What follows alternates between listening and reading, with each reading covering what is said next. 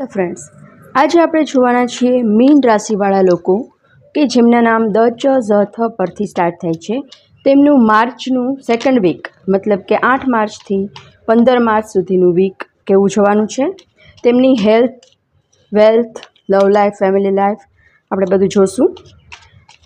Please મને guide કરો કે મીન રાશિવાળા લોકોની ફેમિલી લાઈફ, લવ લાઈફ કેવી રહેશે 8 માર્ચથી 15 માર્ચ સુધી.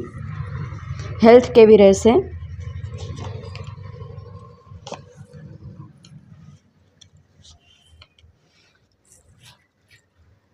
વેલ્થ કેવી રહેશે, ફાઇનાન્શિયલ લાઈફ,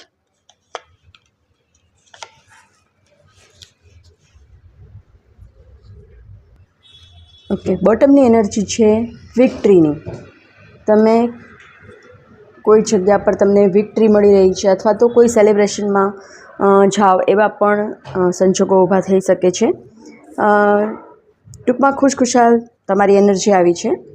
ફેમિલી લાઈફ જોઈએ તો કોઈ બાબતમાં આંખ બંધ કરીને બેઠા છો, કોઈ નિર્ણય લેતા નથી. ફેમિલી લાઈફ અને લવ લાઈફની વાત કરું છું.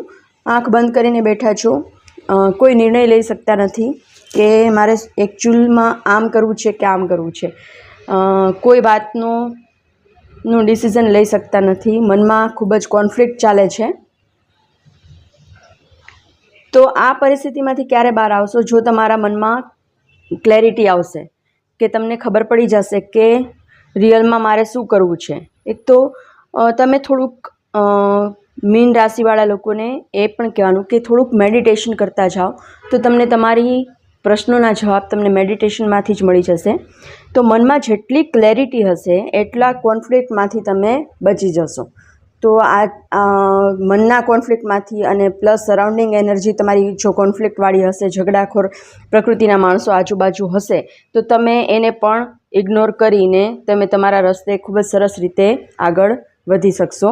તો આંખ પરની પટ્ટી ખોલો, તમારે જે કરવું છે એ કરો અને ત્રીજા વ્યક્તિની ભૂલ તમે ન ભોગવો એ માટે મનની ક્લેરિટી ખૂબ જ જરૂરી છે.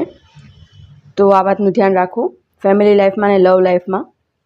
હવે આપણે જોઈ લઈએ તમારી હેલ્થ કેવી રહેવાની છે. તો હેલ્થમાં નાનું મોટું થોડું ઘણું કંઈ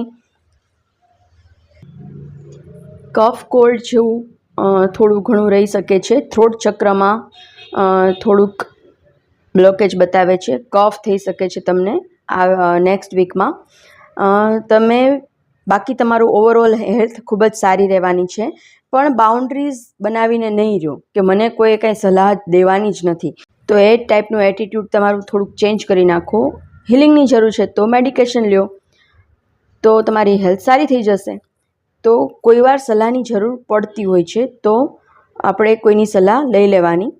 હેલ્થમાં નાનું મોટું ઇસ્યુ છે, બહુ મેજર કાંઈ ખાસ એટલું બધું દેખાતું નથી. બાકી ઓવરઓલ હેલ્થ તમારી સારી રહેવાની છે. ફાઇનાન્શિયલ લાઈફમાં તમારા જે પ્રોપર્ટી અથવા તો ઇન્વેસ્ટમેન્ટ કંઈ કર્યું છે અથવા તો કરવાનું વિચારો છો તો એમાં બ્લોકેજ, ખૂબ જ મોટા બ્લોકેજ દેખાઈ રહ્યા છે. અને તમને જે મળી રહ્યું છે, કોઈને કોઈ પ્રોપર્ટી મળે છે એવું દેખાઈ રહ્યું છે. તમને ક્યાંય તમે કોઈને રૂપીઝ આપેલા તો એ પાછા મળતા દેખાઈ રહ્યા છે.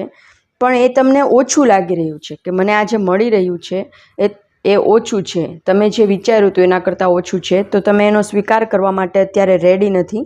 અને તમારા મની બ્લોકેજીસ પણ ઘણા બધા આમાં દેખાઈ રહ્યા છે. તમે બધું હેન્ડલ કરવા માટે કેપેબલ તો છો પણ આ બ્લોકેજ ડેવિલ આવી ગયું છે.